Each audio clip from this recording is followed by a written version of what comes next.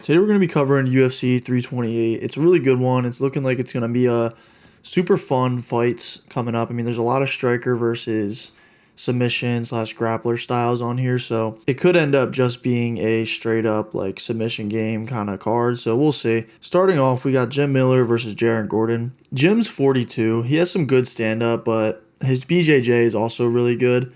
55% of his wins are coming via submission. He's just a beast. I mean, he debuted in the UFC in 2008. He fought without knowing that he had Lyme disease for a while. So, I mean, if that doesn't prove that he's just a dog, I mean, he had a straight up disease and didn't know and was still fighting people. He's got a lot of good experience.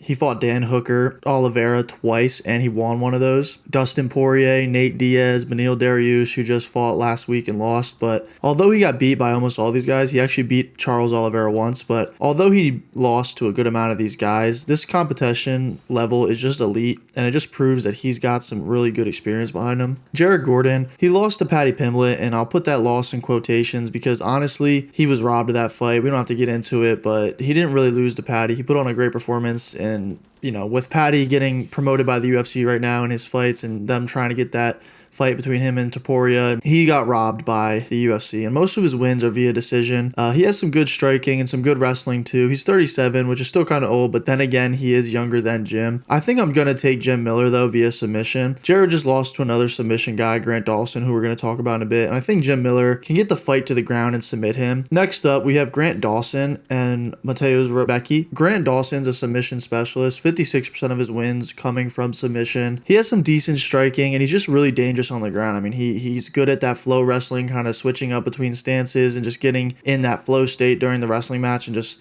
chain wrestling. Mateusz Rebecki, he's a high energy brawler. I mean, this guy, when he gets in the ring, I'm afraid for him and his opponent because this guy just comes out, he's just swinging at everybody, he's doing all these crazy things. He's super high energy and he's just a good brawler. I mean, his fight against Chris Duncan was an absolute bloodbath. Go watch that. It was such a good fight. He can wrestle and punch really well. I mean, he just does both well, hence why he's in an MMA sport. He's just good at both, and they're both pretty solid. He's been in the UFC since 2023, and he just goes after his opponents, and I think this is going to be a super fun fight. It could really swing either way, but I think I have to go with Mateusz via KO. I think he attacks Grant aggressively, and he has really good takedown defense and takedowns, and his punching ability, I think his punching ability is going to just be a lot for Grant Dawson to handle, so I gotta go with Mateusz. Yoel Alvarez versus Yaroslav Amosov. Yoel Alvarez has been in the UFC since 2019. He's a really good submission guy, hence why I said in the beginning of the video, there's a lot of submission versus striking guys going on, so this could turn out to be a good KO event or just a good wrestling time event. 74% of his wins are via submission, and he also has some solid stand-up. He lost to Arman Tsarukyan. He got out-grappled and just manhandled that fight. I mean, he was bloodied up. It was just bad luck. But Yaroslav, he has one professional loss. He won his debut in 2025 via Anaconda. So good takedown and control wrestling, and his BJJ is also really good. He has a background in Sambo, so Islam, and he can chain wrestle very nicely. I've got Yaroslav via submission in this one. He's Anaconda specifically. He has so much cardio, and I think his wrestling Sambo background is just better than Yoel's. If he gets on top, I think Yoel's on borrowed time, and the only way Yoel wins, I think, is via decision by piecing Yaroslav up. I think that's really his only chance in this fight. All right, next up is Atiba Gauthier versus Ozzy Diaz. Atiba Gauthier is a very hard hitter. I mean, hard hitter. I don't even know how I can emphasize it enough. Just go watch his fights if you haven't seen them before. He has an 80% KO win rate. He just is throwing absolute haymakers and bombs left and right. His takedown defense is improving per reports, which really needed some help. And his whole grappling in general needs some heavy improving. I don't even know if he has enough time in his life to get better in his UFC career for it. He's on a 4-fight win streak in the UFC, and he needs to just keep the fight on his feet if he wants to win this fight. Now, Ozzy Diaz, he won his UFC debut, although it started rather slowly, which is a bit concerning considering who he's going to be going up against. He can wrestle, but predominantly he strikes. I think in this fight, however, he should really try to incorporate his wrestling and different things like that.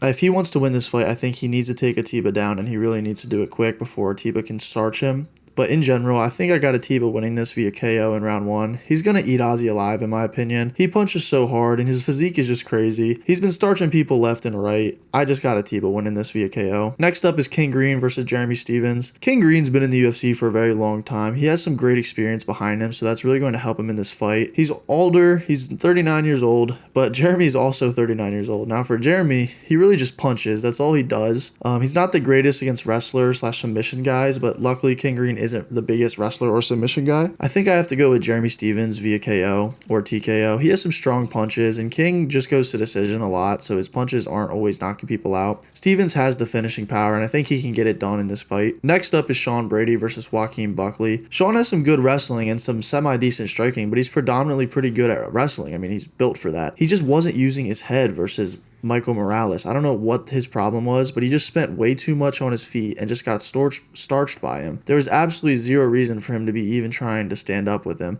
I was thinking the whole time, just take him down, use your wrestling. He was in the UFC, left, came back, and he hasn't really looked too great since coming back. Now for Joaquin Buckley, his finishing power is great, and he's just super athletic. He's a very explosive fighter. He has good takedown defense, and he's on a 2-fight losing streak. So I think this fight is really trying to give him, just get back in that win column against Sean Brady.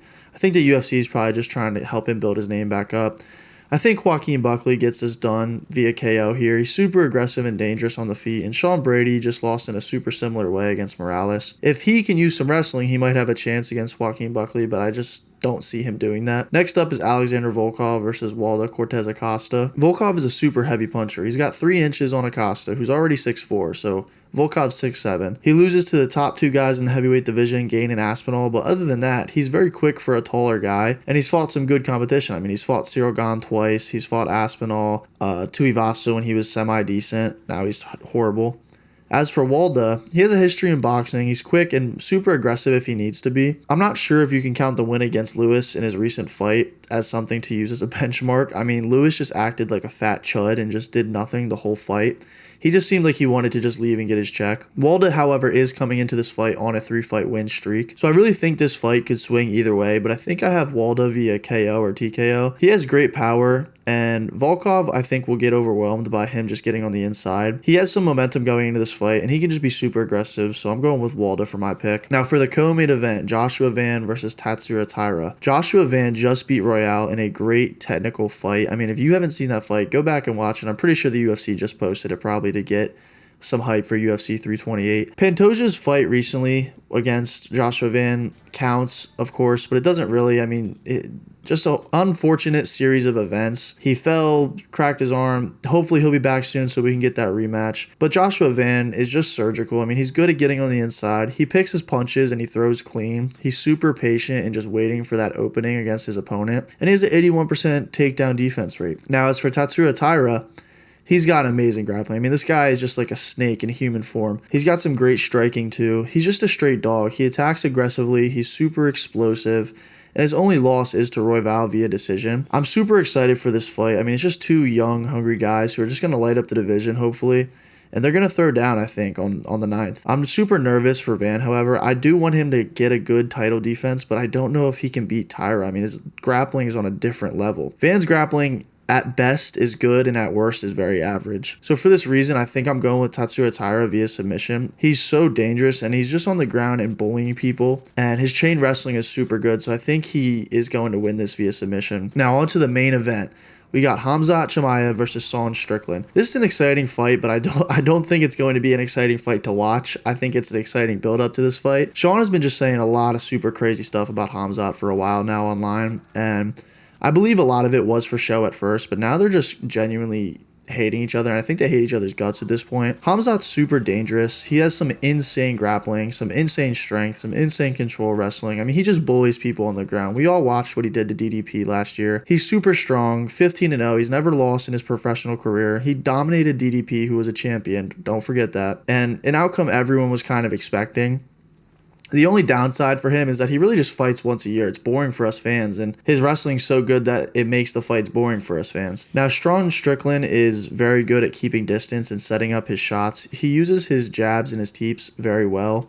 And Strickland lost to DDP twice, and DDP got manhandled by Khamzat. So the outcome here isn't really looking great for Strickland. And I think this is just as clear a fight as it comes. I mean, if I was betting money, I'm betting on Khamzat by submission all day, maybe TKO with ground and pound. I just don't want to count Sean out here, but I just don't see it being a feasible outcome where he beats Khamzat. I mean, Khamzat is just too good at wrestling. He takes people down. He just destroys them for 25 minutes straight. I mean, you saw how he worked DDP.